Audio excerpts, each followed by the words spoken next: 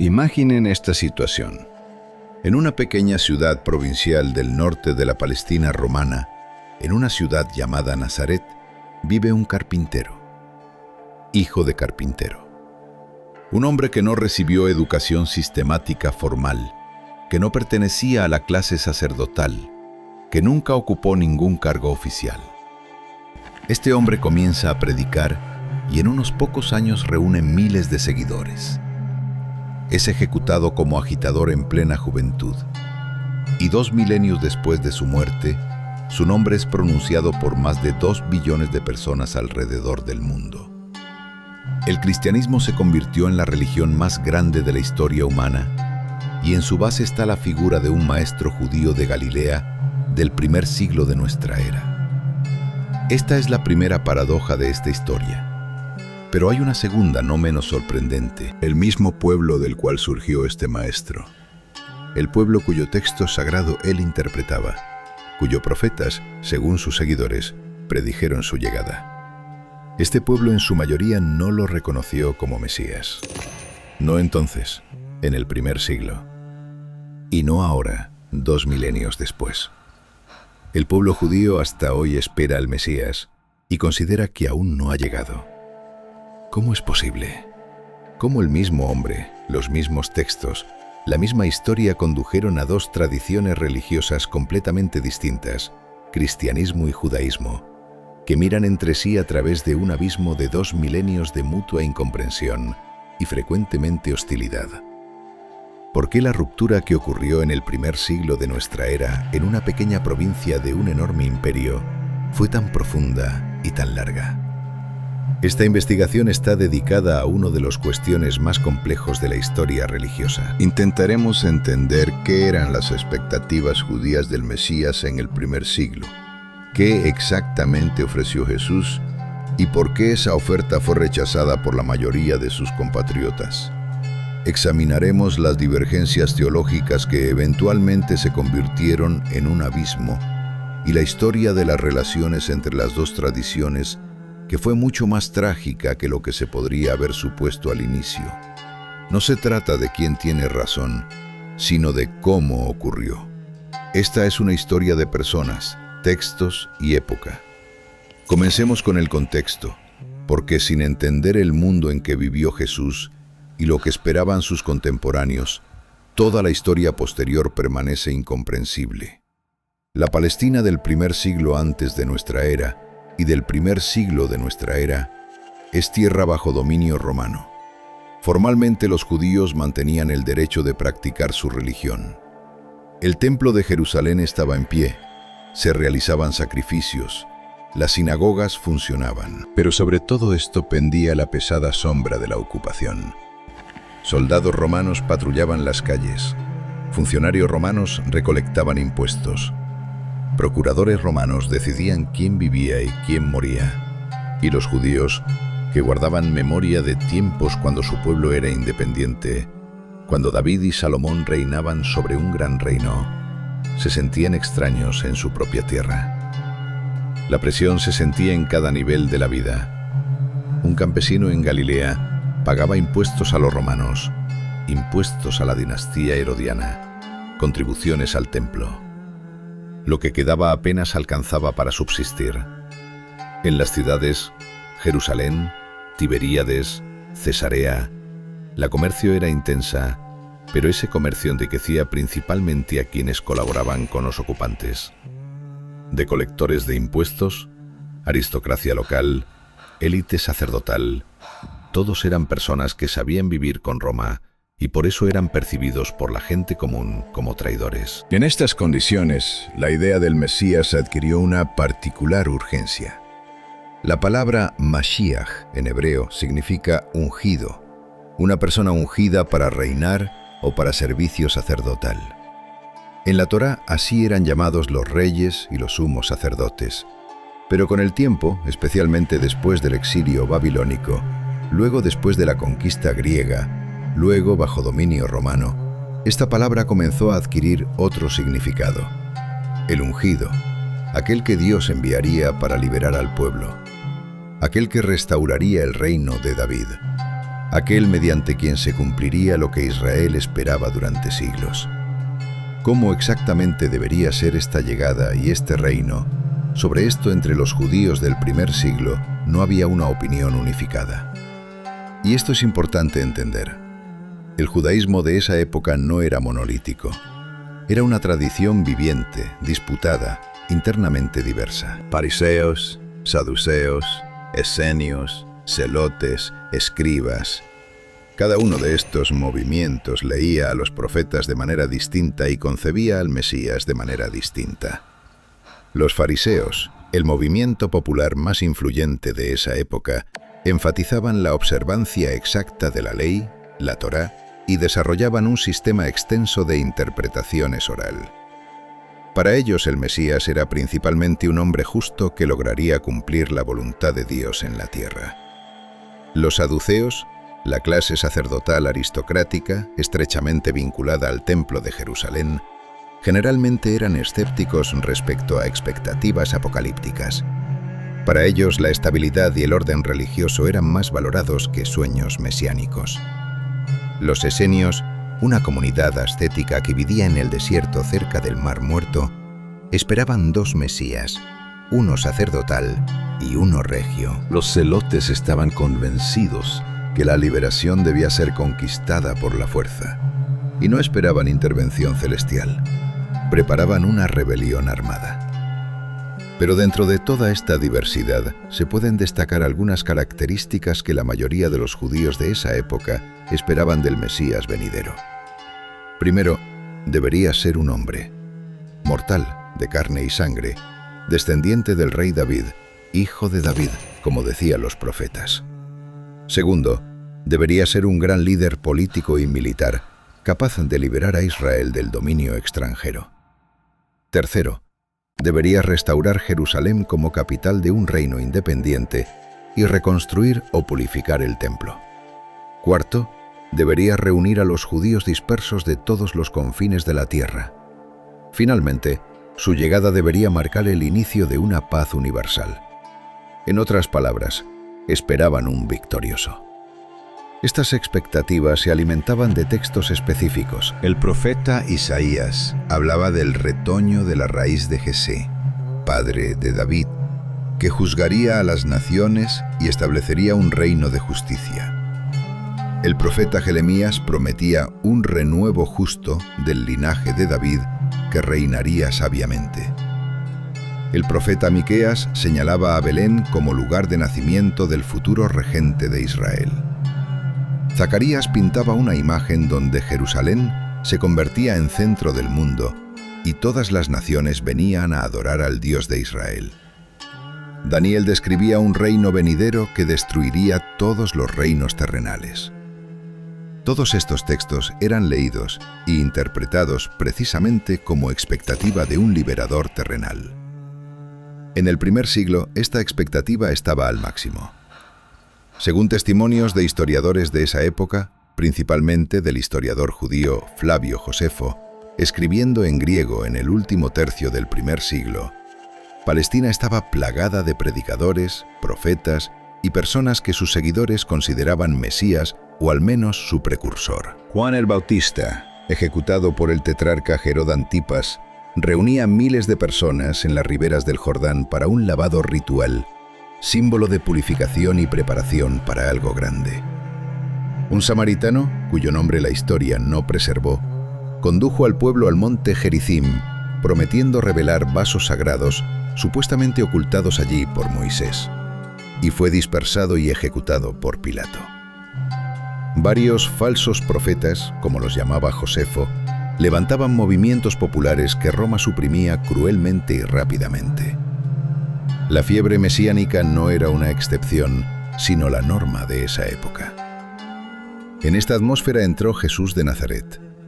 Lo que podemos saber sobre el Jesús histórico se basa en varias fuentes.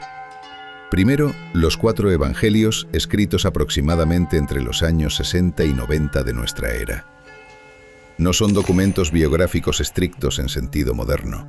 Son textos escritos por personas creyentes para comunidades creyentes con una tarea teológica. Pero detrás de su capa teológica los historiadores intentan discernir rasgos históricos. El más antiguo en origen se considera el Evangelio de Marcos, lacónico, rápido, casi sin discusiones teológicas. El posterior, Evangelio de Juan, está saturado de reflexión teológica y difiere notablemente en estilo y enfoques. Aparte de los evangelios, hay breves menciones en el mismo Josefo y en el historiador romano Tácito, lo cual es importante por sí mismo. Fuentes no judías, no cristianas, registran la existencia de un Cristo ejecutado bajo Poncio Pilato, procurador de Judea. Esto confirma que se trata de una persona histórica real, no un personaje mítico. ¿Qué consideran los historiadores generalmente como establecido con certeza? Jesús fue un judío nacido en Galilea al final del primer siglo antes de nuestra era o al inicio de nuestra era. Hablaba arameo, lengua vernácula de la Palestina judía de esa época. Pasó por el ritual de lavado con Juan el Bautista y, según parece, fue por algún tiempo su discípulo. Predicó en Galilea y Judea, principalmente en sinagogas y espacios abiertos, dirigiendo su mensaje a personas muy diversas: pescadores, campesinos, funcionarios de impuestos, mujeres. Reunió discípulos. Era conocido como sanador, un hombre que poseía poder espiritual que incluso sus adversarios no negaban, pero explicaban de manera distinta. Y alrededor del año 30 de nuestra era fue arrestado, condenado y ejecutado por crucifixión bajo órdenes del procurador romano Poncio Pilato. La esencia de su predicación, como se reconstruye de los evangelios, consistía en anunciar el reino de Dios, Malkut Shamaim, en arameo, reino de los cielos. Este concepto sus oyentes judíos reconocían inmediatamente. Estaba en el ambiente de esa época. Pero cómo él representaba este reino divergía de las expectativas habituales.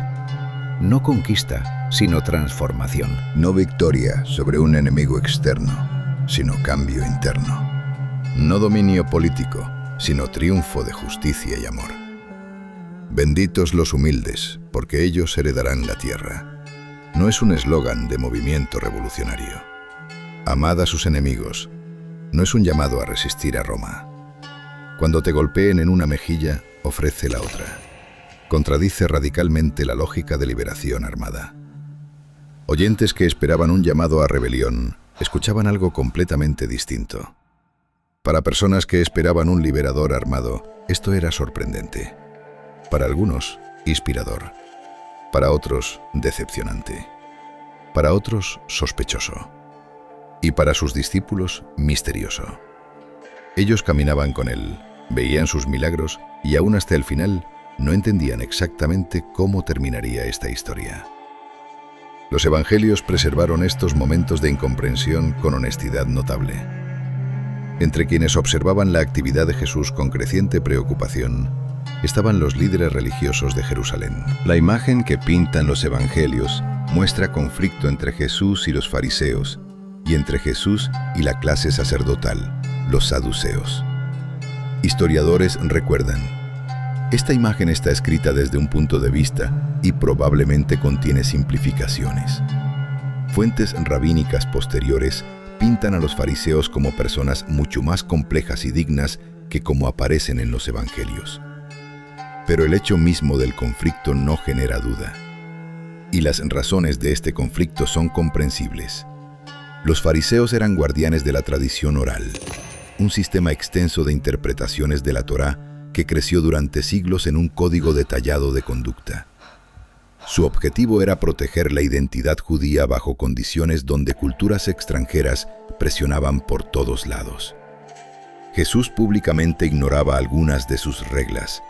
Sanaba en sábado, día de completo reposo, cuando cualquier trabajo estaba prohibido, y defendía su derecho a hacerlo. Comía con personas consideradas impuras, recolectores de impuestos, leprosos, prostitutas.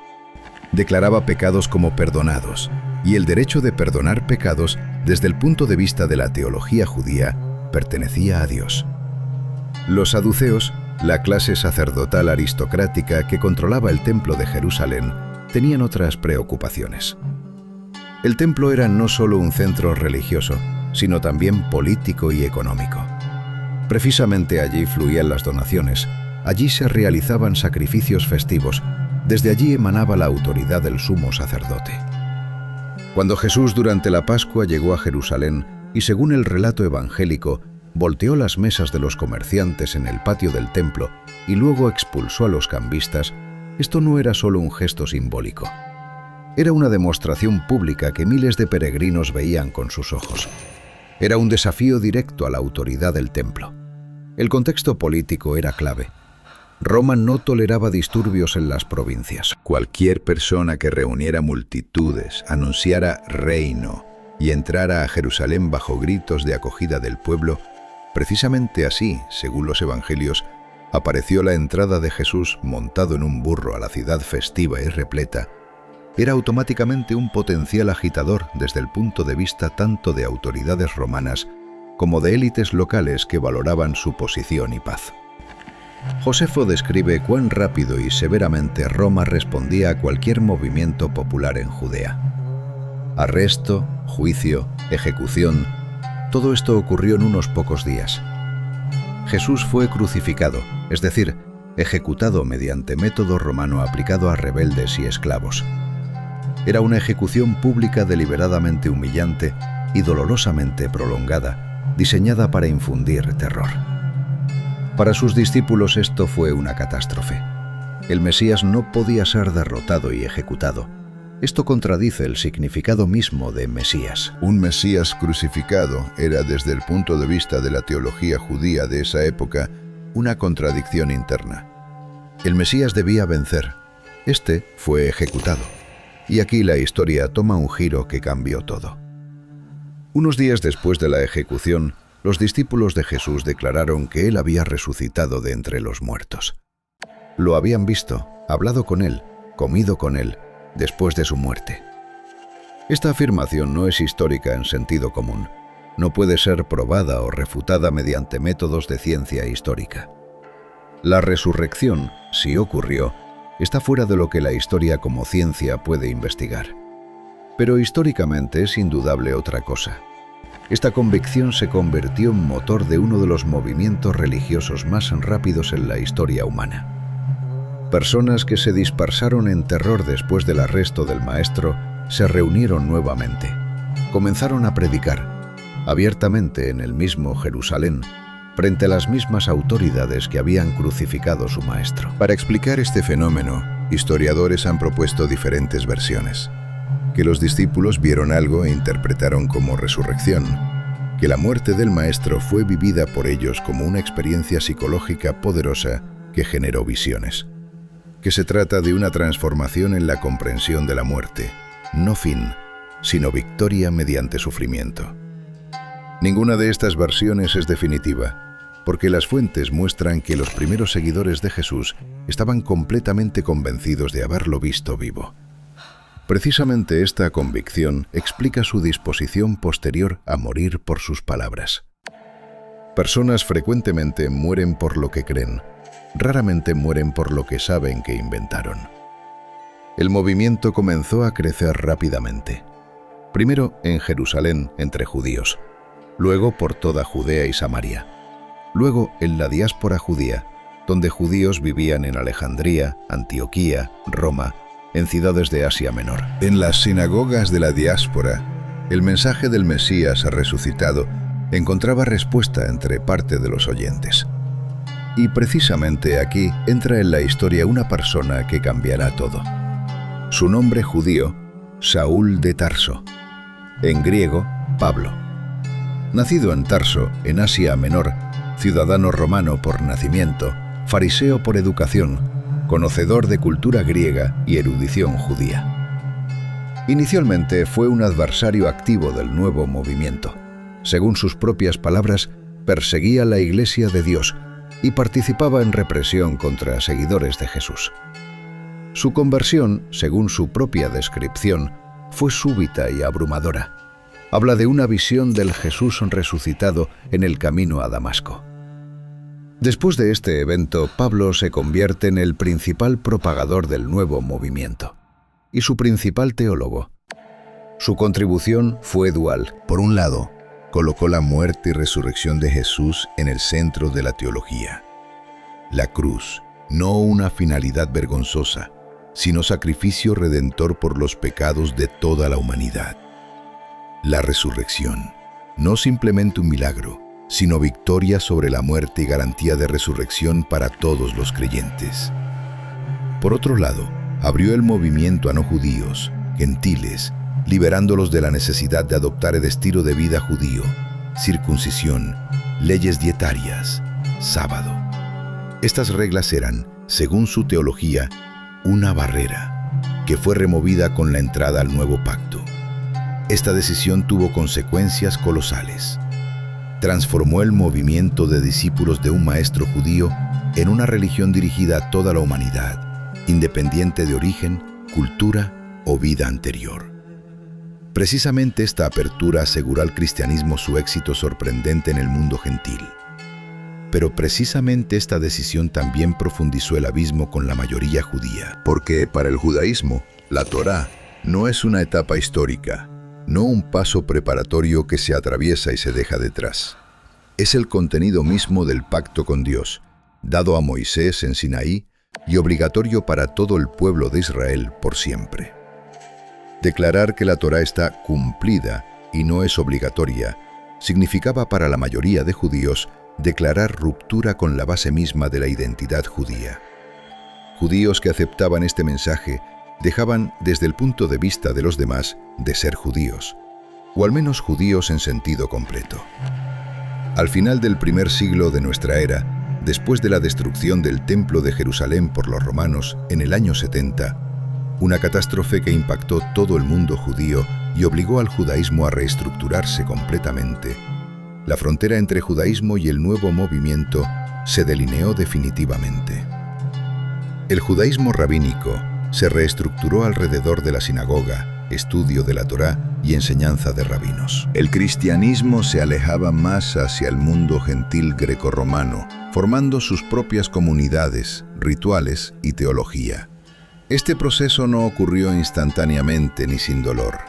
Durante varias décadas, seguidores de Jesús judíos continuaron visitando sinagogas, participando en festividades judías. La ruptura fue gradual, en lugares larga y dolorosa, pero al final del segundo siglo eran ya dos mundos separados, contextos distintos, festividades distintas, comunidades distintas y creciente alienación mutua. Ahora, sobre la fuente más profunda de la separación, sobre cómo los mismos textos sagrados fueron leídos de manera completamente distinta. El capítulo 53 del libro del profeta Isaías, uno de los pasajes más discutidos en la historia de polémica religiosa, habla de un misterioso siervo del Señor, una entidad que fue herido por nuestras transgresiones y molido por nuestras iniquidades, que como cordero fue llevado al matadero, que llevó el pecado de muchos. Para cristianos, desde los primeros siglos, esta es una profecía sobre Jesús, escrita 7 siglos antes de su llegada. La coincidencia de detalles les parecía imposible casualidad. Sufrimiento, sacrificio, muerte y en el final, exaltación. Para interpretadores judíos, la imagen es distinta. Ya en el contexto del libro mismo de Isaías, el siervo del Señor aparece en varios lugares claramente vinculado al pueblo de Israel. Tú, Israel, mi siervo, Jacob, quien yo elegí. En la mayoría de direcciones de la tradición rabínica, el siervo del capítulo 53 es una representación poética del destino mismo de Israel. Un pueblo sufriente, perseguido, incomprendido, que lleva el peso de la historia mundial y cuyo sufrimiento eventualmente será comprendido y reconocido por otras naciones. No es predicción de la biografía de alguien, es una imagen de destino colectivo. Discutir cuál de estas lecturas es la única correcta significa salir de los límites de investigación histórica. Ambas interpretaciones tienen raíces profundas. Ambas se basan en argumentos lingüísticos y contextuales específicos. Académicos que estudian este texto generalmente concuerdan que no hay una respuesta definitiva y que precisamente esta ambigüedad hizo y hace el texto tan vivo. El capítulo 9 del libro del profeta Daniel otro texto polémico central. Habla de ángeles y 70 semanas, de cierto ungido que será eliminado. La interpretación cristiana ve aquí una profecía sobre la crucifixión de Jesús con sorprendente precisión cronológica. Y este argumento se remonta a tiempos de Justin Mártir en el II siglo. La interpretación judía relaciona este texto a eventos de la época de los Macabeos, segundo siglo antes de nuestra era, cuando Jerusalén fue profanado por el rey Antíoco IV Epífanes, el templo saqueado y convertido en templo de Zeus, y el pueblo experimentaba prueba severa. Se trata del mismo texto, pero es leído en distintos sistemas de coordenadas, y el resultado resulta fundamentalmente distinto. En cristianismo gradualmente se desarrolló lo que posteriormente recibió el nombre de método tipológico de interpretación. Eventos e imágenes del Antiguo Testamento son percibidos como tipos, indicando eventos del Nuevo. El sacrificio de Abraham de Isaac, tipo de la crucifixión; el Cordero Pascual, tipo de Jesús; el Éxodo de Egipto, tipo de salvación de la humanidad. En este sistema, todo el Antiguo Testamento es leído como borrador preliminar del Nuevo. Para judaísmo, tal lectura significa esencialmente privar a la Torá de contenido independiente, convertirla en simple paso hacia algo distinto, lo cual, naturalmente, es completamente inadmisible. Este no era simplemente una disputa sobre interpretación, era una disputa sobre la naturaleza misma de la revelación. Más profundamente, la separación radicaba en la pregunta sobre la naturaleza misma de Dios. En el centro de la religión judía, desde tiempos de Moisés hasta nuestros días, está el Shema, breve oración del libro de Deuteronomio. Escucha, Israel, el Señor es nuestro Dios, el Señor es uno. En hebreo, Shema Israel, Adonai Eloheinu, Adonai Echad. No es simplemente declaración de monoteísmo, es confesión de la unidad absoluta de Dios, unidad que excluye cualquier división, cualquier multiplicidad dentro de Él. Esta oración fue pronunciada y es pronunciada por judíos cada día, mañana y noche. Son las últimas palabras que un judío creyente aspira a pronunciar antes de morir. Por esta convicción, judíos enfrentaron muerte bajo Antíoco IV, rechazando adorar dioses griegos. Por esta convicción, rechazaron venerar al emperador en Roma. La teología cristiana con tiempo desarrolló la doctrina de la Trinidad. Dios es uno, pero en 3 personas: Padre, Hijo y Espíritu Santo. Esta doctrina se formó durante varios siglos, polémicas, concilios, debates teológicos, y fue finalmente establecida en el Concilio de Nicea en el año 325 de nuestra era. Según ella, Jesús no es simplemente un hombre, no simplemente un profeta, y no simplemente Mesías. Es Hijo de Dios en sentido especial, ontológico, consustancial con el Padre, Dios de Dios, luz de luz. Para la mayoría de judíos, esta concepción fue y sigue siendo teológicamente inadmisible. No porque no la hayan escuchado, sino porque la escucharon y la consideraron. La idea que Dios podría encarnarse en un hombre, que un hombre podría ser simultáneamente completamente hombre y completamente Dios, que dentro del único Dios hay alguna multiplicidad de personas. Todo esto, desde el punto de vista de la teología judía, contradice el principio fundamental de monoteísmo que Israel preservó al precio de sangre durante milenios. No menos importante fue la pregunta sobre profecías no cumplidas. La tradición judía desarrolló una lista bastante específica de lo que el Mesías debería lograr en su primera y única llegada. Debería restaurar un reino judío soberano en la tierra de Israel. Debería reunir a los judíos dispersos de todos los confines del mundo. Debería construir o reconstruir el Templo de Jerusalén. Debería establecer paz entre las naciones, una paz tal que convertirán espadas en arados y lanzas en podaderas, según palabra del profeta Isaías. Debería llevar al mundo completo al conocimiento de Dios. Nada de esto ocurrió durante la vida de Jesús. Roma no desapareció. La dispersión no cesó. El templo estaba en pie, pero aproximadamente 40 años después de la muerte de Jesús fue destruido. Paz en la tierra no llegó. Y esto no es exigencia minuciosa, no formalismo. Es lógica que emerge directamente de los textos proféticos.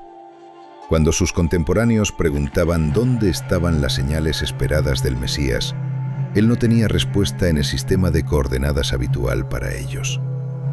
El cristianismo desarrolló una respuesta. Jesús vendrá nuevamente y entonces todo esto se cumplirá. Primera llegada, Mesías sufriente. Segunda, Rey triunfante. Es una concepción teológicamente coherente, pero requirió una lectura fundamentalmente nueva de los textos proféticos. Una lectura que para la mayoría de judíos no era y no es evidente. En su sistema de coordenadas, el Mesías debe cumplir todo lo prometido en una única vez. La idea de dos llegadas, para ellos es una construcción teológica inventada posteriormente para explicar la discrepancia. Precisamente aquí vale hacer una pausa y recordar en qué punto de nuestra investigación estamos. Hemos examinado varias capas: expectativas históricas del primer siglo, actividad de Jesús, razones de su ejecución, primeros consecuencias de su muerte, ruptura teológica con judaísmo. Ahora, la pregunta más importante que historiadores llaman separación de caminos. ¿Cómo exactamente ocurrió la divergencia final entre las dos tradiciones? ¿Y qué quedó de esta divergencia? Al inicio del segundo siglo de nuestra era, la imagen aparecía así. La mayoría de seguidores de Jesús ya no eran judíos, sino gentiles, griegos, romanos, habitantes de Asia Menor, norte de África, Siria. Las raíces judías del movimiento rápidamente pasaban a segundo plano. El servicio religioso pasó del hebreo y arameo al griego. El sábado fue sustituido por el domingo, en lugar de Pascua cristiana, vinculada a fecha distinta. El mismo Jesús en la teología cristiana fue conceptualizado más en categorías de filosofía griega, como logos, como palabra, mediante la cual el mundo fue creado. Para el judaísmo, que experimentaba su propia crisis después de la destrucción del templo, este nuevo movimiento de mayoría gentil se volvía cada vez más extraño. En algunos textos rabínicos del inicio del segundo siglo aparecen menciones de minim, herejes de quienes debe mantenerse distancia.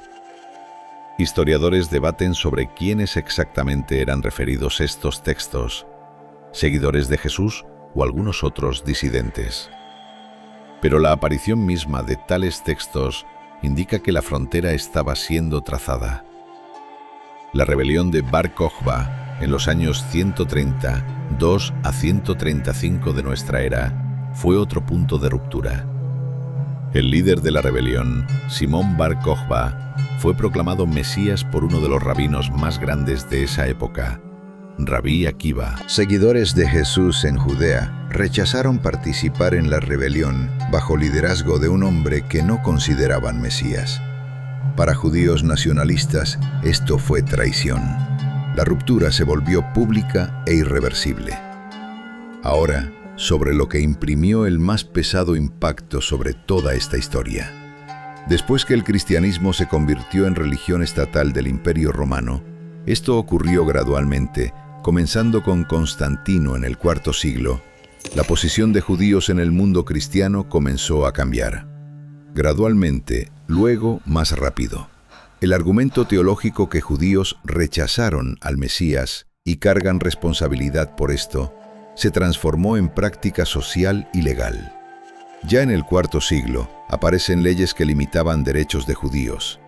En el V siglo, prohibiciones de construir nuevas sinagogas, ocupar cargos estatales. En Europa medieval temprana, judíos fueron cada vez más limitados en derecho a poseer tierra y obligados a vivir en barrios separados, guetos. Fueron representados en arte religioso y tradiciones populares como villanos, envenenadores de pozos, asesinos de niños. En el siglo XI comenzaron las cruzadas. Miles de personas armadas se movieron por Europa hacia Tierra Santa. En el camino mataban judíos en ciudades del Rin, Mainz, Worms, Cologne, Speyer. La primera cruzada costó la vida de miles de judíos en Alemania. Mataban ellos en nombre de Cristo, considerando venganza contra asesinos de Dios, obra divina. Sobrevivientes se refugiaban en castillos de obispos locales, quienes frecuentemente los protegían. Pero esto no salvó a todos. En siglos XIII a XV, pogromos en Francia, Inglaterra, Alemania. En el año 1290, judíos fueron expulsados de Inglaterra. En 1394, de Francia. En 1490, 2 judíos fueron expulsados de España, país donde vivieron más de 1000 años y crearon cultura brillante. Contribuyeron enormemente a ciencia, poesía, filosofía. La Inquisición española aplicó torturas y ejecuciones a quienes después de bautismo formal eran sospechosos de preservar secretamente rituales judíos. Esta persecución fue llamada investigación de pureza de sangre. Marranos, judíos bautizados, fueron perseguidos por generaciones. En Rusia y Europa Oriental, oleadas de pogromos ocurrieron en el siglo XIX, inicio del siglo XX. En Kishinev, en 1903, un pogromo costó la vida de 45 personas. Cientos fueron heridos, miles de familias devastadas. En Odessa, en Bialystok, en cientos de otras ciudades. Con silenciosa y frecuentemente activa tolerancia de autoridades. Esto generó una enorme oleada de migración judía hacia Europa Occidental, América, Palestina y finalmente el Holocausto. La destrucción de 6 millones de judíos por Alemania nazi en los años 30 y 40 del siglo XX. Este crimen no fue cometido en nombre de cristianismo. La ideología nazi era pagana en sus raíces y muchos cristianos fueron víctimas del régimen nazi junto con judíos. Pero este crimen fue cometido en un país con cultura cristiana milenaria, con imagen profundamente arraigada del judío como enemigo y extraño, que fue formada por predicación religiosa y tradiciones populares durante siglos. ¿Por qué esto es importante para nuestro tema? Porque la historia de relaciones entre el pueblo judío y cristianismo no es simplemente historia de polémica teológica. Es historia de experiencia real que se transmite de generación a generación. Para un judío en Polonia o Ucrania del siglo XIX o XX, la palabra cruz no era simplemente símbolo de una fe distinta. Era un símbolo con el cual venían a matar o bajo el cual permanecían silenciosos mientras mataban vecinos. Y cuando misioneros cristianos o predicadores se dirigían a judíos con llamado a aceptar Jesús, no podían ignorar lo que ocurre en este contexto. Aceptar la fe de quienes persiguieron tu pueblo durante siglos requiere no simplemente convicción teológica, sino superación de memoria colectiva centenaria. Y esto hace la pregunta incomparablemente más compleja que simplemente ¿por qué judíos no creen en las profecías? El siglo XX trajo cambios, lentos, difíciles, pero reales. El Segundo Concilio Vaticano en 1965 solemnemente rechazó la acusación de judíos como pueblo de asesinato de Dios. El documento Nostra Aetate declaró que toda la humanidad lleva responsabilidad por pecados que condujeron a la muerte de Jesús y que judíos como pueblo no pueden ser culpados por esto. Esto fue un giro histórico. La Iglesia Católica abiertamente renunció a la teología que sirvió como fundamento de persecuciones. El Papa Juan Pablo II en 1986 fue el primer papa que visitó la Gran Sinagoga de Roma y llamó a judíos hermanos mayores en la fe. En 1998, Vaticano publicó el documento Nosotros Recordamos, una reflexión sobre el Holocausto que reconocía que antisemitismo cristiano creó terreno donde el crimen nazi podría crecer. En el año 2000, Juan Pablo II visitó Yad Vashem, memorial de víctimas del Holocausto en Jerusalén, y colocó una nota en una grieta del Muro de los Lamentos con solicitud de perdón por pecados de cristianos contra judíos. Estos gestos fueron percibidos de manera distinta. Para parte de la sociedad judía fueron importantes, pero insuficientes. Para otros, fue inicio de nuevo diálogo. Iglesias protestantes en distintos países adoptaron declaraciones similares. En Alemania, especialmente, después de reflexión sobre participación, aunque pasiva, de muchas instituciones religiosas en la tragedia del Holocausto. Hoy entre judaísmo y cristianismo existe diálogo académico e interreligioso amplio, inconcebible aún hace medio siglo. Académicos judíos estudian el Nuevo Testamento como fuente más importante sobre historia judía del primer siglo. Teólogos cristianos estudian Talmud y Midrashim para entender más profundamente contexto del origen de su propia fe. Conferencias conjuntas, revistas académicas, encuentros interreligiosos, todo esto se convirtió en parte del paisaje intelectual. En este diálogo surgió también un nuevo fenómeno complejo: judaísmo mesiánico. Movimiento de personas de origen judío que consideran a Jesús Mesías, pero preservan identidad judía, observan sábado, celebran festividades judías y se llaman judíos. Para mayoría de organizaciones religiosas judías, ortodoxas, conservadoras, reformistas, esto es categóricamente inadmisible. Desde su punto de vista, aceptar a Jesús como Mesías significa salir del judaísmo, independiente de si la persona observa sábado. Para los mismos judíos mesiánicos, es manera de ser judío y seguidor de Jesús simultáneamente, sin romper conexión con la tradición. Esta disputa sobre la naturaleza misma de la identidad judía, religiosa, cultural, étnica, continúa hoy. ¿Qué queda en resultado? Queda historia de una ruptura que ocurrió no en un momento, sino durante décadas y siglos. Ruptura que tuvo varias causas: políticas, teológicas, históricas, humanas. Y ruptura cuyas consecuencias fueron incomparablemente más trágicas que lo que cualquiera podría haber supuesto en el primer siglo, cuando un pequeño grupo de pescadores y artesanos se reunió en Jerusalén y declaró que su maestro había resucitado. Queda la pregunta teológica que no tiene respuesta histórica: ¿quién realmente fue Jesús? Es pregunta de fe, no de investigación científica. La ciencia histórica puede establecer que él vivió, que predicó, que fue ejecutado. Puede estudiar el contexto original de su actividad, reconstruir sus palabras con cierto grado de certeza, describir el proceso de formación del movimiento de sus seguidores. Pero la pregunta sobre su naturaleza, si fue simplemente profeta, reformador, Mesías en sentido humano o Dios encarnado, es pregunta que la ciencia no puede responder. Está en otra dimensión. Queda la pregunta sobre interpretación de texto. ¿Por qué las mismas palabras de los profetas Isaías y Daniel fueron leídas y son leídas de manera tan distinta? No es enigma o misterio, es naturaleza normal de cómo funciona interpretación. El lector siempre llega al texto con cierto horizonte de expectativas, cierta tradición, cierta historia. El lector judío y el lector cristiano llegan a los profetas desde lugares distintos y por eso llegan a conclusiones distintas. No significa que uno de ellos es deshonesto o ignorante. Significa que los textos son más ricos que cualquier interpretación única. Y queda la pregunta sobre memoria. La conversación sobre la relación judía con Jesús no puede ser conducida separada de memoria sobre cruzadas, Inquisición, pogromos, Holocausto.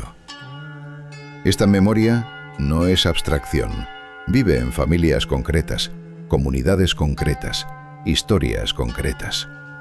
Y hace cada diálogo simultáneamente necesario y difícil. La historia que hemos examinado comenzó en una pequeña provincia de un enorme imperio en el primer siglo de nuestra era. Generó dos grandes movimientos religiosos que en conjunto cubren hoy mitad de la humanidad. Cristianismo con 2 billones de seguidores y judaísmo con su tradición antigua y viviente. Y aún no está concluida, ni teológicamente, ni históricamente, ni humanamente. Posiblemente lo más honesto que puede decirse sobre esta historia es que requiere no victoriosos y perdedores, sino comprensión. Comprensión de desde qué profundidades surgió cada una de estas lecturas. Comprensión de qué precio pagó cada una de estas identidades. Comprensión de que preguntas serias sobre Dios, sobre historia, sobre significado de sufrimiento y esperanza no se resuelven mediante polémica. Permiten como preguntas, Y en estas preguntas, con toda profunda diferencia de respuestas, judaísmo y cristianismo permanecen conectados, por raíces comunes en la Torá y los profetas, por héroes comunes de fe desde Abraham hasta Moisés, por memoria común sobre un hombre de Nazaret, alrededor del cual 2 milenios no cesan debates. Los debates más importantes son aquellos que no terminan. Para comprender verdaderamente la profundidad de esta divergencia, vale detenerse en un momento específico. ¿Cómo era la Pascua en Jerusalén alrededor del año 30 de nuestra era? Este momento permite ver toda la complejidad de lo que ocurrió desde dentro. La Pascua, Pesaj, es una de las festividades judías más importantes. Celebra la liberación de Israel de la esclavitud en Egipto. En esos días, decenas de miles de peregrinos se congregaban en Jerusalén desde toda Judea, Galilea y la diáspora. La ciudad, que normalmente tenía, según diversas estimaciones, entre 20 y 60.000 habitantes, se desbordaba durante las festividades. Las personas dormían en las calles, fuera de las murallas de la ciudad, en tiendas.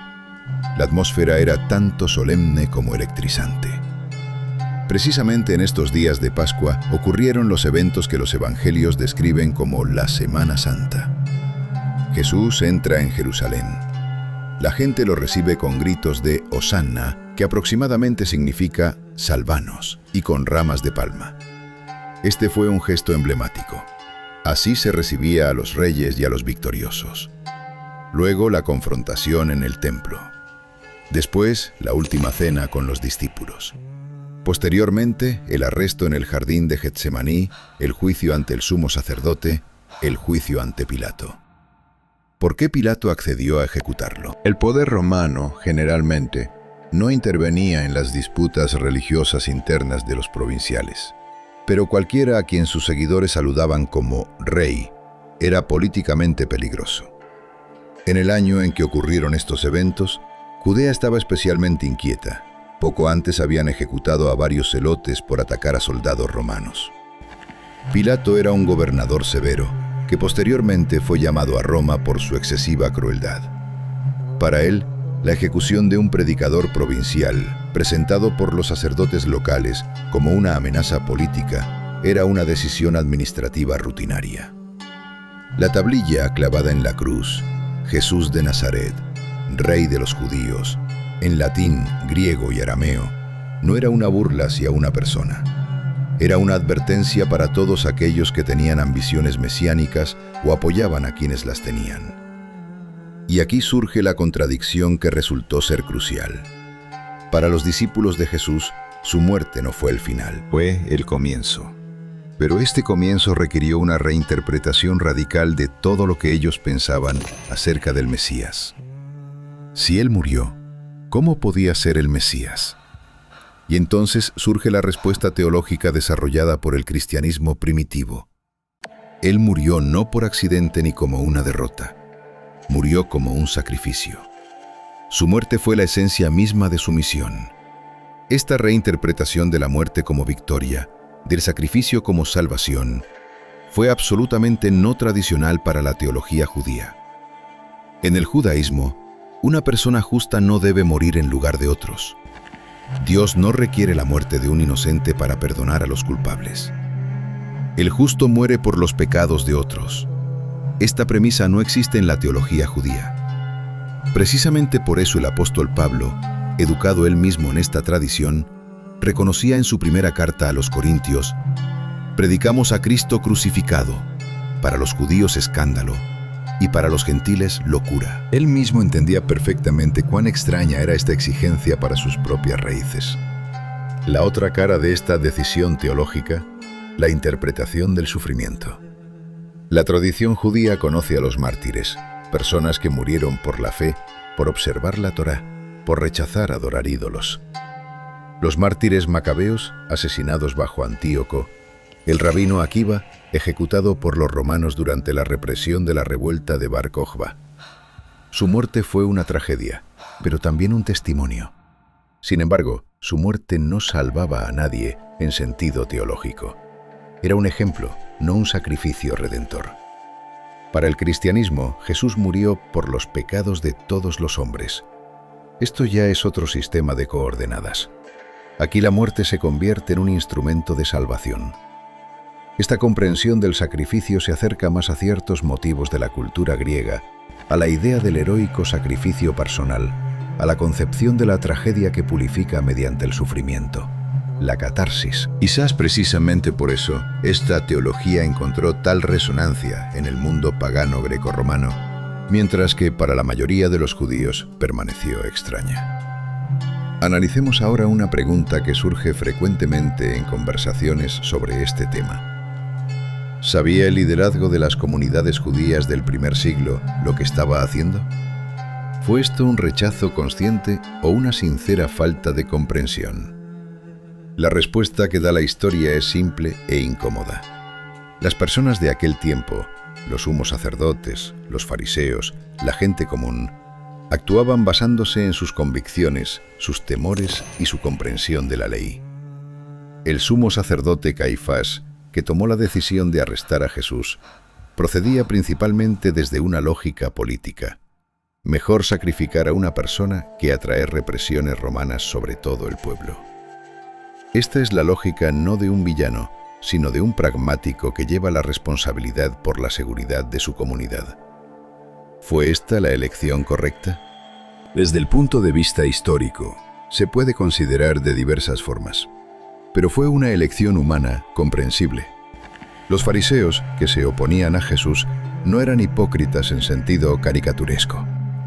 Eran personas que dedicaron su vida al estudio y cumplimiento de la ley, personas que mantuvieron la tradición judía viva en condiciones increíblemente difíciles. Sus disputas con Jesús sobre cuestiones del sábado y la pureza ritual eran parte de la discusión intrajudía normal de esa época. Debates similares se llevaban entre distintas escuelas rabínicas. La severidad de las descripciones evangélicas de estas disputas se explica parcialmente porque los evangelios fueron escritos después de que la ruptura ocurrió, y parcialmente por el género polémico en que fueron escritos. Es importante entender esto, porque durante mucho tiempo la imagen evangélica de los fariseos malvados sirvió en la cultura cristiana como estereotipo del judío en general: astuto, hipócrita, legalista. Este estereotipo causó un enorme daño, alimentando el antisemitismo. Los biblistas modernos, tanto cristianos como judíos, enfatizan: los evangelios describen un conflicto histórico específico dentro del judaísmo del primer siglo. No dan una caracterización universal del pueblo judío o de su tradición religiosa. Volvamos a la pregunta sobre cómo el judaísmo se desarrolló después de la ruptura. Después de la destrucción del templo en el año 70, los rabinos reunidos en la ciudad de Yavne procedieron a sistematizar la tradición oral. El fruto de este trabajo fue la Mishnah, un código escrito de interpretaciones rabínicas de la ley, completado alrededor del año 200-210 de nuestra era. Posteriormente, sobre su base se compiló el Talmud, primero el Talmud de Jerusalén, luego el Talmud de Babilonia, que se convirtió en la principal autoridad del judaísmo rabínico. El Talmud de Babilonia fue completado aproximadamente en los siglos 5 a 6 de nuestra era. En este sistema, Jesús se menciona solo de pasada, en algunos lugares, y estas menciones no tienen carácter de polémica sistemática. El judaísmo no construyó su identidad negando a Jesús, la construyó afirmando la Torá. Jesús ocupaba en la literatura rabínica mucho menos espacio que podría parecer desde una perspectiva cristiana.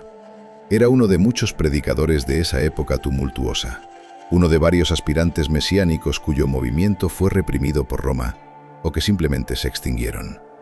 Para los rabinos de aquel tiempo, era más importante cómo vivir según la ley en un mundo sin templo, cómo preservar la identidad en la dispersión, cómo transmitir la tradición a las siguientes generaciones. Precisamente esta concentración interna en la Torá fue la principal inmunidad contra la misión cristiana. La tradición judía no necesitaba complemento o culminación. Era, y continúa siendo, un sistema autosuficiente de significado, ritual e identidad. Aquí vale prestar atención también a cómo han cambiado las relaciones judío-cristianas en las últimas décadas, desde el punto de vista del estudio académico de Jesús. Desde la segunda mitad del siglo XX, Los académicos judíos comenzaron a mostrar un interés creciente en el Jesús histórico, precisamente como maestro judío, es decir, como figura de su propia tradición. Investigadores como Shlomo Pines, David Flusser, Geza Vermes y otros demostraron que muchas declaraciones de Jesús en los Evangelios encajan perfectamente en el contexto del judaísmo del primer siglo, que sus discusiones con los fariseos eran una forma de polémica rabínica normal, que muchas de sus máximas morales encuentran paralelos cercanos en textos judíos contemporáneos. Esto no significa que los académicos judíos acepten las conclusiones teológicas cristianas. Estudian a Jesús como judío de su tiempo y consideran que esto lo hace más comprensible, no cambia su estatus. Pero el fenómeno mismo, académicos judíos dedicándose seriamente al estudio del Nuevo Testamento, sería inconcebible hace apenas un siglo. Es una señal de que el diálogo es posible. Por otro lado, también entre los cristianos se ha fortalecido un movimiento que a veces se llama las raíces judías del cristianismo. Insiste en que entender el Nuevo Testamento solo es posible en el contexto del judaísmo del primer siglo, que a Jesús mismo se debe percibir principalmente como judío. Este movimiento a veces se convierte en el judaísmo mesiánico que mencionamos antes, pero en una forma más moderada simplemente llama a un estudio profundo del contexto judío del cristianismo.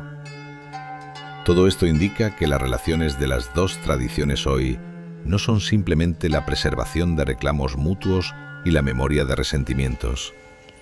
Es una interacción compleja, viva, a veces tensa, pero en general cada vez más productiva, entre dos tradiciones que surgieron de una misma fuente. Hay otro aspecto de este tema que merece atención: la pregunta sobre la diversidad del judaísmo mismo en su relación con Jesús hoy. El judaísmo no es monolítico.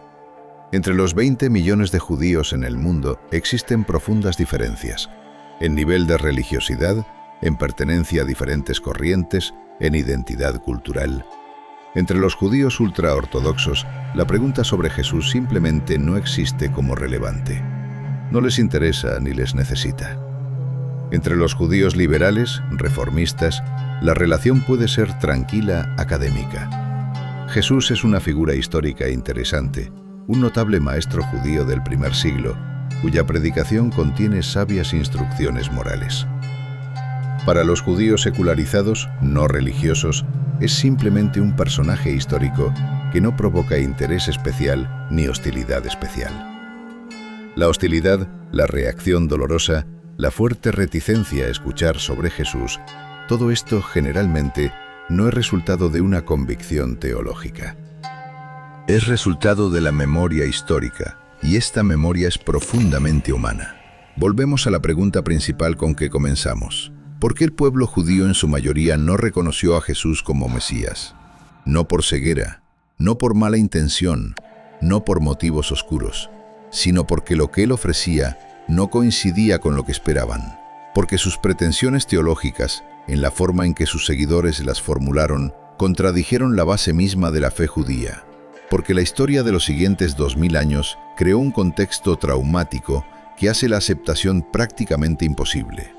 ¿Se puede, sabiendo todo esto, considerar el rechazo judío del cristianismo como un simple error o ceguera? Probablemente no. Es una posición teológica consecuente, formada sobre la base de una tradición milenaria, apoyada por argumentos, con su propia lógica interna. ¿Se puede, sabiendo todo esto, considerar el cristianismo como una traición del judaísmo? También no. Es una tradición independiente, surgida de raíces judías, que creó sus sistemas teológicos propios, su propia cultura, su propia experiencia de relación con Dios. Ambas tradiciones llevan la impronta de eventos históricos reales del primer siglo. Ambas interpretan estos eventos a su manera, y ambas enfrentan preguntas que la razón humana no puede responder definitivamente. Precisamente por eso, la historia que hemos examinado atrae tanto la atención de historiadores, teólogos, filósofos. Es sobre las preguntas humanas más importantes, sobre lo que esperamos de Dios, sobre cómo leer textos sagrados, sobre lo que significa ser un pueblo, sobre cómo la memoria forma el presente, y sobre cómo las personas, debatiendo sobre lo mismo, logran ver cosas completamente diferentes. Esta historia comenzó en la ciudad provincial de Nazaret. Se desarrolló en los caminos polvorientos de Galilea y en las calles desbordadas del Jerusalén pascual. Continuó en las sinagogas de Roma y Antioquía, en los monasterios de Egipto, en las escuelas rabínicas de Babilonia, en las catedrales de Constantinopla, en los guetos de la Europa medieval, en las ruinas humeantes del gueto de Varsovia, en las salas de diálogo del Segundo Concilio Vaticano. Y continúa ahora en cada conversación entre personas de diferentes tradiciones que plantean las mismas preguntas y llegan a diferentes respuestas. En esto, posiblemente, reside su significado permanente.